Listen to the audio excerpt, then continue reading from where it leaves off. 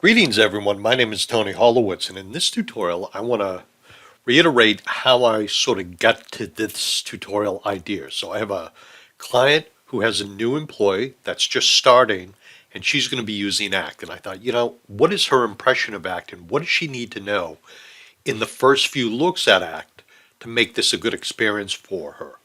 So in this tutorial I want to talk about creating a new contact. So when we look at Act, we have fields on the screen, and these fields hold information.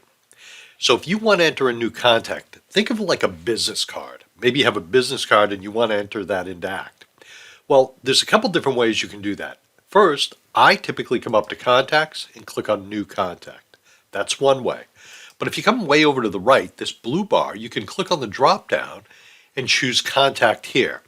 I got to be honest, it's rare when I ever go over there. I just come up here and click on Contacts, New Contact. So that's what I'm going to do. And when you do that, you're going to see an Act screen where there's no information.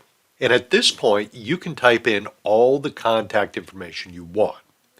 And once that information is in there, you can save it by clicking over on the right. Now, technically, you don't have to do that, but I think it's a good habit to get into.